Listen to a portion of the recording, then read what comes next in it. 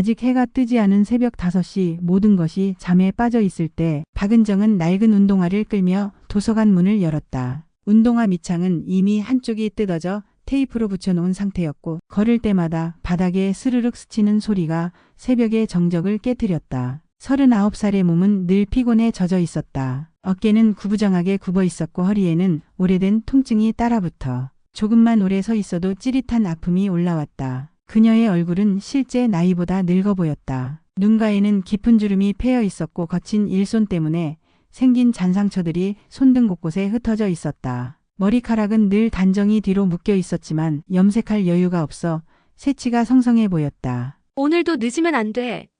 청소부가 늦는 건 티가 너무 나니까. 은정은 홀로 중얼거리며 삐걱거리는 대걸레를 잡았다. 이른 아침에 도서관은 고요했다. 책장 사이로 스며드는 미약한 가로등 불빛이 먼지 입자들을 반짝이게 만들었다. 그녀는 이 시간이 좋았다. 아무도 없는 공간에서 누구의 시선도 받지 않고 자신만의 속도로 일할 수 있는 시간. 낮에는 이곳에서 청소를 하고 저녁엔 시내 중국집에서 설거지를 하며 하루를 이어간다. 월세 35만 원짜리 고시원, 그곳이 그녀의 전부였다. 창문도 제대로 없는 방에서 라면으로 끼니를 때우고 낡은 이불을 덮고 잠드는 산. 그녀에게는 꿈도 희망도 기대할 내일도 없었다. 단지 오늘 하루를 버티고 또 내일 하루를 버티는 것이 삶의 전부였다. 바닥을 닦던 그녀의 눈길에 책상 위에 놓인 복사용지가 들어왔다. 은정은 무심히 앞치마 주머니에서 볼펜을 꺼내들었다. 그 순간 마치 다른 사람의 손이 된 것처럼 손끝에서 익숙한 선이 흘러나왔다. 파란 동백꽃. 그녀는 이유를 알 수 없었다. 왜 항상 이 꽃을 그리게 될까? 마치 오래전 어딘가에서 본 듯 아니면 누군가에게 배운 듯 늘 이 꽃을 그리게 된다. 볼펜으로 그어낸 선들이 모여 꽃잎이 되고 그 꽃잎들이 모여 한 송이 동백이 되었다. 파란색 볼펜이지만 그녀의 머릿속에는 진짜 파란 동백꽃이 선명하게 피어올랐다. 쓸데없는 짓. 완성된 그림을 바라보며 은정은 쓴웃음을 지었다. 그림 따위는 돈이 되지 않았다. 월세도 끼니도 내일의 희망도 주지 못했다. 그녀는 늘 그렇듯 종이를 구겨서 휴지통에 넣었다. 하지만 휴지통 속으로 사라지는 그림을 바라보는 그녀의 눈빛에는 묘한 아쉬움이 스쳐 지나갔다. 새벽 청소가 끝날 무렵 은정은 창밖을 바라봤다. 어느새 동쪽 하늘이 희끄무레하게 밝아오고 있었다. 또 하루가 시작되는 것이었다. 그녀는 깊은 한숨을 내쉬며 대걸레를 정리했다. 몇 시간 후면 사람들이 몰려들 것이고 그녀는 다시 보이지 않는 존재가 될 것이다. 며칠 후 도서관 2층 작은 전시 공간에서 우리 동네 예술제라는 소규모 전시회가 열렸다. 지역 민 누구나 작품을 낼 수 있는 열린 전시였지만 정작 출품작은 턱없이 부족했다. 전시 공간은 넓지 않았지만 몇 점의 그림으로는 휑한 느낌을 지울 수 없었다. 도서관 직원 중 하나인 김민수가 쓰레기통에서 구겨진 종이를 발견했다. 호기심에 펴본 그는 깜짝 놀랐다. 이거 그냥 버리기 아깝지 않아? 색감이 묘하게 끌려. 그는 동료 직원인 이소영에게 그림을 보여주었다. 소영도 눈을 반짝였다. 와, 이거 정말 특이하다. 파란 동백꽃이라니. 볼펜으로 그렸는데도 이렇게 생동감이 있어. 그들은 미화원 은정의 휴지통을 더 뒤져보았다. 놀랍게도 비슷한 그림들이 여러 장 나왔다. 모두 파란 동백꽃이었지만 각각 조금씩 다른 느낌이었다. 어떤 건 외로워 보였고 어떤 건 희망차 보였고 어떤 건 그리움에 젖어 있는 듯했다. 이걸 전시해보면 어떨까? 하지만 그림 주인한테 허락을 받아야 하지 않을까? 그냥 깜짝 선물로 해주는 거야. 분명 기뻐할 거야. 결국 그들은 은정의 허락 없이 그림 5장을 골라 간이액자에 담아 전시장 벽에 걸었다. 작은 명패도 만들었다. 개막 당일 오후 은정은 평소처럼 바닥을 닦기 위해 2층으로 올라갔다. 그런데 전시장으로 향하는 계단에서 낯선 소리가 들려왔다. 사람들의 웅성거림, 감탄사들. 오늘 뭔 행사라도 있나? 은정이 조심스럽게 전시장을 들여다본 순간 그녀는 얼어붙었다. 벽에 걸린 그림들. 그것은 분명 자신이 그린 파란 동백꽃들이었다. 저건 내 그림. 그녀의 목소리는 떨렸다. 액자 옆 작은 명패에는 이렇게 적혀 있었다. 작가명 박은정, 작품명 파란 동백꽃 연자. 사람들이 그림 앞에 모여 감탄하고 있었다. 파란 동백이라니 신기하네요. 색이 참 따뜻하면서도 쓸쓸해요. 뭔가 그리워지는 색깔이에요. 볼펜으로 그렸는데도 이렇게 섬세할 수 있구나. 작가가 누군지 궁금해요. 어떤 사연이 있을 것 같은데? 은정의 얼굴이 붉게 달아올랐다. 부끄러움과 당황스러움, 그리고 말로 설명할 수 없는 기쁨이 뒤섞여 있었다. 그녀는 얼른 그림을 떼어내려고 다가갔지만 그때 김민수가 나타났다. 아, 은정 씨, 찾고 있었어요. 이게 뭐예요? 왜 제 허락도 없이? 죄송해요. 하지만 너무 아까워서요. 이렇게 좋은 그림을 쓰레기통에 버리시면 어떡해요? 전 그림 같은 건 잘 모르는 사람이에요. 그냥 낙서일 뿐이고. 낙서라뇨. 보세요, 사람들이 얼마나 좋아하는지. 정말로 사람들의 반응은 뜨거웠다. 나이든 할머니 한 분은 그림 앞에서 한참을 서 있으며 무언가를 곱씹고 있었고 젊은 연인은 그림을 배경으로 사진을 찍고 있었다. 은정 씨, 하루만 더 놔두면 안 될까요? 정말 반응이 좋아요. 은정은 더 말하지 못했다. 내심 부끄럽고 어색했지만 누군가 자신의 그림을 좋아해주는 순간 가슴 깊은 곳에서 묘한 떨림이 퍼져나갔다. 이런 기분은 처음이었다. 그녀는 조용히 뒤로 물러섰다. 대걸레를 든 손이 미세하게 떨렸고 눈가에는 알 수 없는 감정이 어렸다. 전시 이틀째 되는 날 오후 중년의 남자 하나가 어머니의 팔을 부축하며 전시장에 들어섰다. 남자는 깔끔한 회색 정장을 입고 있었다. 넥타이는 단정히 맸고 구두도 반들반들하게 닦여 있었다. 직장에서 단련된 듯 무표정한 얼굴이었지만 자세히 보면 눈빛은 지친 듯 깊은 그늘이 져 있었다. 도연아, 천천히 가자. 엄마가 따라가려면 힘들다. 네, 어머니. 요즘 회사 일 때문에 같이 못 나와 죄송합니다. 42살의 최도연, 중견출판사의 대표로 최근 3년간 사귀어온 연인 한미영과 내년 봄 결혼을 앞두고 있었다. 어머니는 올해 72의 이옥분. 작은 체구의 허리가 약간 굽어 있었지만 눈빛만큼은 또렷했다. 회색빛 머리를 단정히 빗어 넘기고 옷차림은 수수했다. 둘은 사설 도서관인 이곳에 정기적으로 책을 후원하고 있었다. 이런 전시회 구경하는 것도 오랜만이구나. 어머니는 아들의 팔을 의지하며 천천히 걸었다. 도연의 발걸음이 한 그림 앞에서 멈췄다. 파란 동백꽃 그림이었다. 순간 그의 심장이 철렁 내려앉았다. 그는 무심코 입술을 깨물었다. 머릿속에 어린 시절의 기억이 선명하게 되살아났다. 6살 때 사라진 동생 수진이. 그 아이가 매일 그리던 바로 그 꽃.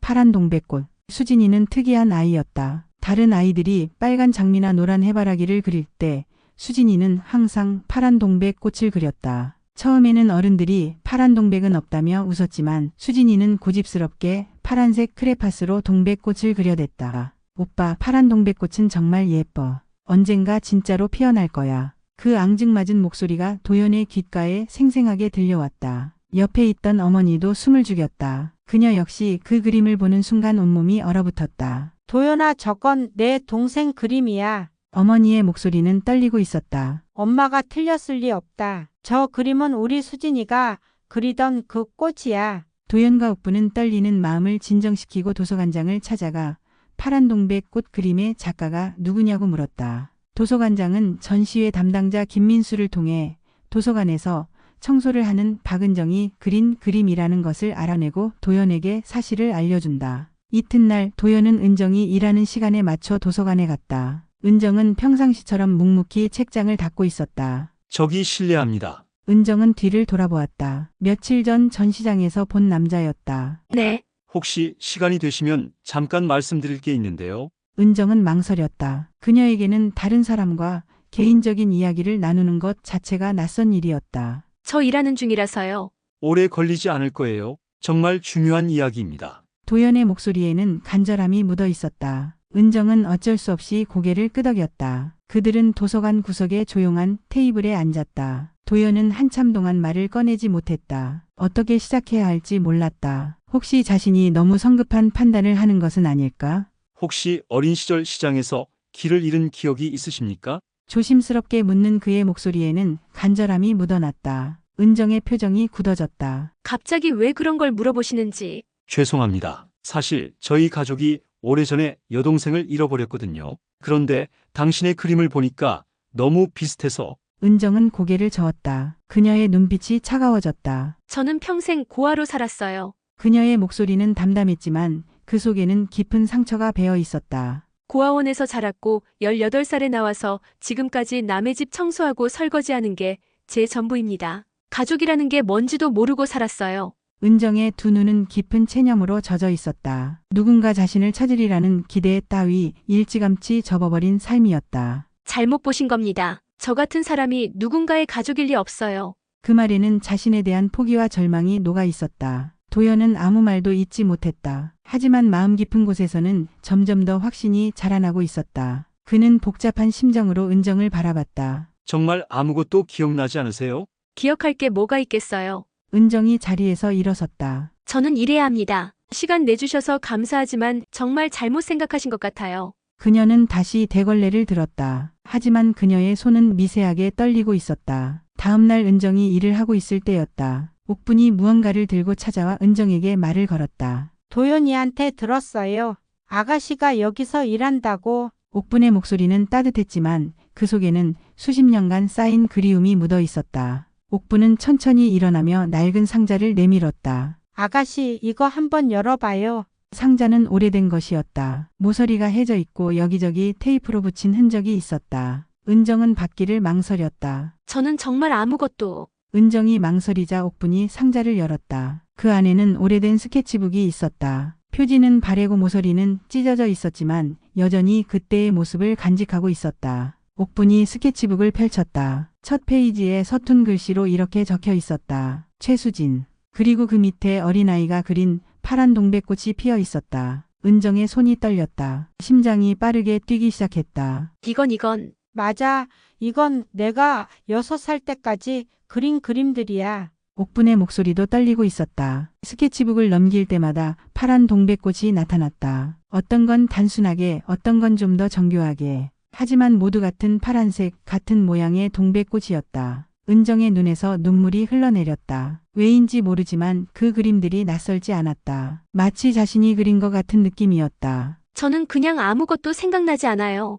은정의 목소리는 무너져 내렸다. 옥분이 그녀를 단단히 끌어안았다. 작지만 따뜻한 품이었다. 수진아, 내가 살아있다는 것만으로도 내 원은 다 풀었다. 넌 내가 한순간도 잊은 적 없는 엄마의 딸이야. 그 순간 은정의 마음속에서 뭔가가 무너져 내렸다. 굳게 닫아두었던 마음의 문이 수십 년간 쌓아 올린 방어막이 순식간에 무너져 내렸다. 엄마. 그 단어가 그녀의 입에서 흘러나왔을 때 은정은 자신도 놀랐다. 어떻게 이런 말이 나올 수 있을까? 하지만 그 말이 나오는 순간 마치 오랫동안 막혀있던 강물이 터져나오듯 모든 감정이 쏟아져 나왔다. 엄마.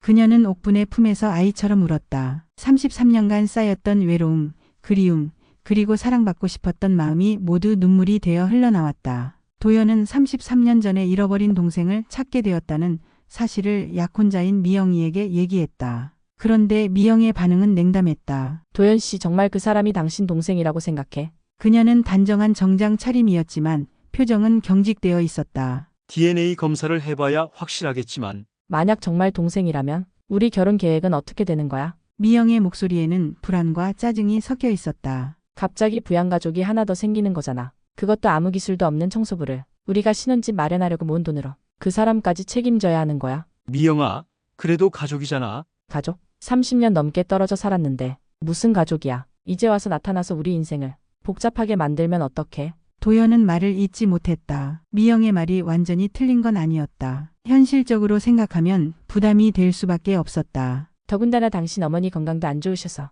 간병비도 만만치 않을 텐데 거기에 그 사람까지? 미영은 계속해서 현실적인 문제들을 나열했다. 도연 씨, 내가 이기적으로 보일 수도 있겠지만 우리도 미래를 생각해야 하지 않아? 아이 낳고 키우는 것도 돈이 얼마나 드는데. 도연은 반박하고 싶었지만 말이 나오지 않았다. 미영의 지적이 틀린 것은 아니었다. 그리고 솔직히 말해서 나는 그 사람이 정말 당신 동생인지도 의심스러워. 요즘 세상의 DNA 검사 결과도 조작할 수 있다고 하던데. 미영아, 그런 말은. 도연 씨, 당신은 너무 순진해. 혹시 그 사람이 당신 가족의 동정심을 이용하는 건 아닐까? 그날 밤 도연은 깊은 고민에 빠졌다. 한편으로는 잃어버린 동생을 찾았다는 기쁨이 있었지만 다른 한편으로는 미영과의 미래에 대한 걱정이 컸다. 그는 사랑하는 연인과 소중한 가족 사이에서 갈등하고 있었다. DNA 검사 결과가 나오기까지는 일주일이 걸렸다. 하지만 그 결과를 기다리는 동안 세 사람 모두 이미 답을 알고 있었다. 은정은 정말로 6살에 잃어버린 딸 최수진이었다. 옥부는 고시원에 있는 은정의 짐을 싸서 집에서 함께 지내게 했다. 검사 결과가 나온 그날 저녁 도연은 미영을 만났다. 그는 기쁜 마음으로 소식을 전했다. 미영아, 정말 내 동생이 맞았어. DNA 검사 결과가 99.9% 일치래. 하지만 미영의 표정은 어두웠다. 도연 씨, 나는 결정했어. 뭘 결정했다는 거야? 우리 결혼 연기하자. 내가 계속 말했잖아. 나는 그 상황을 받아들일 준비가 안 됐어. 미영은 단호했다. 도연 씨, 당신은 이제 동생과 어머니를 책임져야 해. 나는 그런 짐을 질 준비가 안 됐어. 짐이라고 말하는 거야? 현실적으로 그게 짐이 아니야. 솔직히 말해봐. 도연은 할 말을 잃었다. 미영은 자리에서 일어났다. 나는 당분간 생각할 시간이 필요해. 우리 관계를 정리하고 싶어. 그날 밤 도연은 혼자 남겨졌다. 동생을 찾은 기쁨과 연인을 잃을지도 모른다는 두려움이 교차했다. 며칠 후 미영은 은정을 찾아왔다. 은정 씨죠. 이야기할 게 있는데 단둘이 만날 수 있을까요? 은정은 당황했지만 고개를 끄덕였다. 두 사람은 집 앞 작은 공원으로 나갔다. 은정 씨, 솔직하게 이야기할게요. 미영은 벤치에 앉지도 않고 서서 말했다. 저는 당신이 정말 도연 씨의 동생인지 의심스러워요. 저는 DNA 검사 결과도 요즘은 조작할 수 있다고 하더라고요. 혹시 당신이 도연이 가족의 동정심을 이용해서 그런 게 아니에요. 은정의 목소리는 떨렸다. 그럼 증명해 보세요. 어린 시절 기억을 정확하게. 저는 기억이 잘 나지 않아요. 역시 그렇군요. 미영은 냉소적으로 웃었다. 은정 씨, 당신 때문에 도연 씨가 얼마나 고민하는지 알아요. 우리 결혼 계획도 망가졌어요. 은정의 얼굴이 창백해졌다. 저 때문에 당신이 나타나기 전까지 도연 씨는 행복했어요. 그런데 지금은 매일 고민만 하고 있어요. 어머니 간병비에 당신 생활비에 미래에 대한 걱정까지. 미영의 말은 날카로웠다. 당신이 정말 도연 씨를 위한다면 조용히 사라져 주세요. 39살까지 혼자 살았으면 앞으로도 혼자 사는 게 어때요? 은정은 아무 말도 할 수 없었다. 미영의 말이 가슴에 비수처럼 박혔다. 정말 자신 때문에 도연이 고생하는 것일까? 그날 밤 은정은 잠을 이루지 못했다. 미영의 말이 계속 머릿속에서 맴돌았다. 정말 내가 이 가족에게 짐이 되는 걸까? 도연 오빠의 행복을 망치는 걸까? 이튿날 아침 은정은 어머니와 도연에게 말했다. 저 다시 고시원으로 돌아가려고 해요. 왜 갑자기? 옥분이 놀라며 물었다. 제가 여기 있으면 도연 오빠가 힘들어할 것 같아서요. 도연은 무슨 일인지 직감했다. 혹시 미영이가 뭐라고 했어? 은정은 고개를 돌렸다. 아니에요. 그냥 제 생각이에요. 수진아, 솔직히 말해봐. 결국 은정은 어제 있었던 일을 털어놓았다. 미영과의 대화, 그녀가 던진 날카로운 말들을. 옥분의 표정이 굳어졌다. 그런 말을 했다고. 도연도 분노했다. 미영이가 어떻게 그런 말을? 하지만 틀린 말은 아니에요.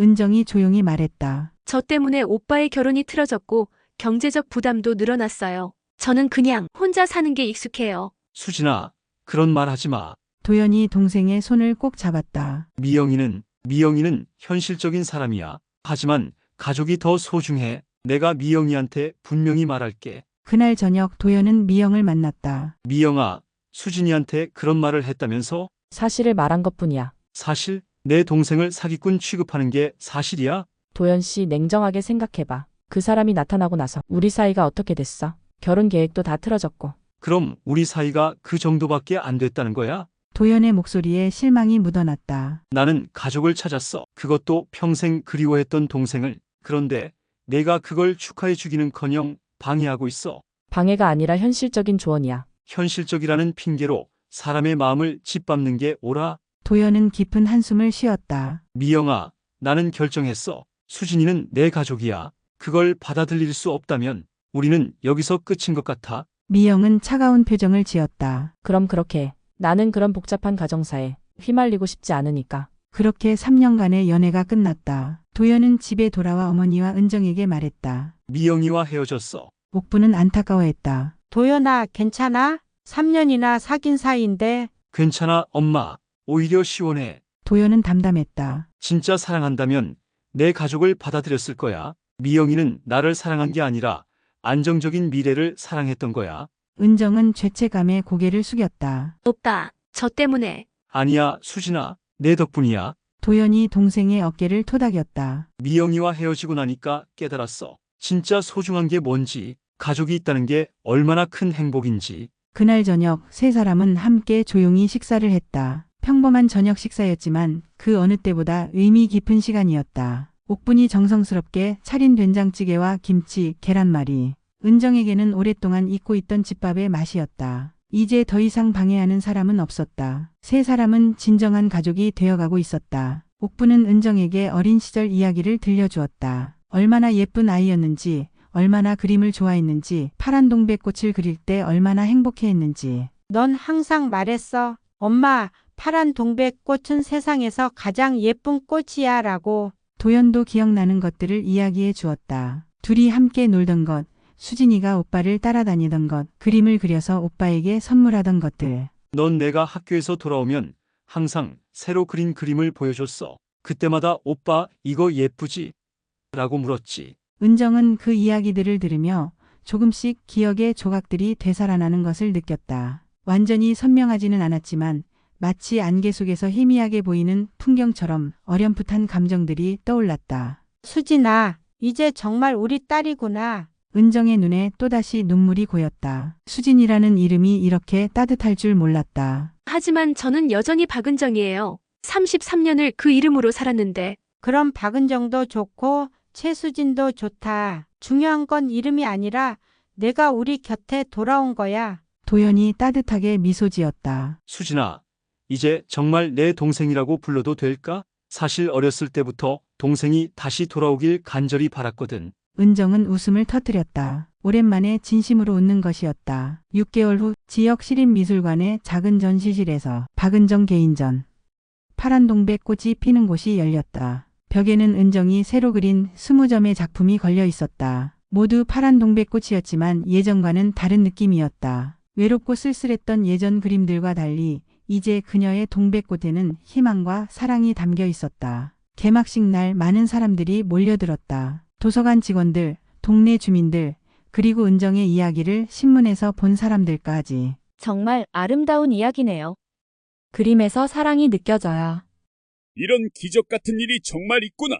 사람들의 반응은 뜨거웠다. 하지만 은정에게 가장 중요한 건 한 구석에 앉아있는 두 사람이었다. 어머니 옥분과 오빠 도연. 옥분은 휠체어에 앉아 있었다. 최근 다리가 많이 불편해져서 거동이 어려워졌지만 딸의 전시회만은 절대 놓칠 수 없다고 했다. 수진아, 정말 자랑스럽다. 어머니가 은정의 손을 꼭 잡으며 말했다. 이제 내가 그리는 파란 동백꽃에는 사랑이 담겨 있어. 예전과는 완전히 다른 느낌이야. 은정은 어머니의 손을 두 손으로 감싸 쥐었다. 이제 그녀의 손은 예전처럼 거칠지 않았다. 청소일을 그만두고 그림에 전념하면서 조금씩 부드러워지고 있었다. 엄마, 파란 동백꽃이 정말로 피었어요. 그래, 정말 피었구나. 도연도 다가와 동생의 어깨에 손을 올렸다. 그는 이제 혼자였지만 전혀 외롭지 않았다. 진정한 가족이 곁에 있었으니까. 수진아, 이제 정말 행복하지? 응, 오빠. 정말 행복해. 전시장 한 구석에는 특별한 작품이 하나 있었다. 가장 큰 캔버스에 그려진 파란 동백꽃 한 송이.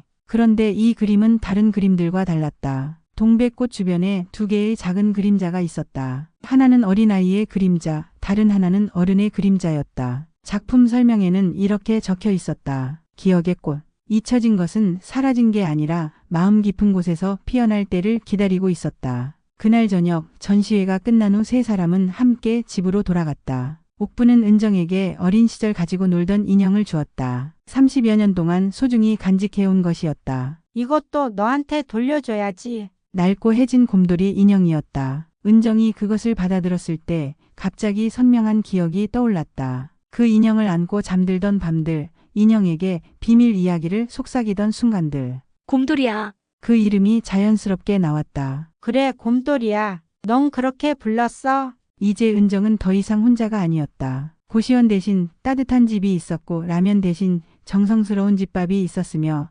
무엇보다 자신을 사랑하는 가족이 있었다. 며칠 후 은정은 새로운 그림을 그리기 시작했다. 이번에는 파란 동백꽃이 아니었다. 세 사람이 함께 앉아있는 그림이었다. 어머니와 오빠 그리고 자신. 평범하지만 소중한 일상의 한 장면. 창밖으로 봄이 오고 있었다. 정원에는 진짜 동백꽃이 피어 있었다. 빨간 동백꽃이었지만 은정의 눈에는 파랗게 보였다. 사랑으로 물든 파란 동백꽃처럼. 평생 허드렛 일만 하던 여인은 이제 사랑받는 이름, 잃었던 가족의 품속에서 다시 태어나 있었다. 그녀의 손에 든 붓에서는 이제 새로운 꽃들이 피어나고 있었다. 파란 동백꽃뿐만 아니라 희망의 해바라기, 사랑의 장미, 행복의 코스모스들이. 그리고 그 모든 꽃들 속에는 같은 메시지가 담겨 있었다. 사랑은 기적을 만든다. 포기하지 않는 마음은 반드시 보상받는다.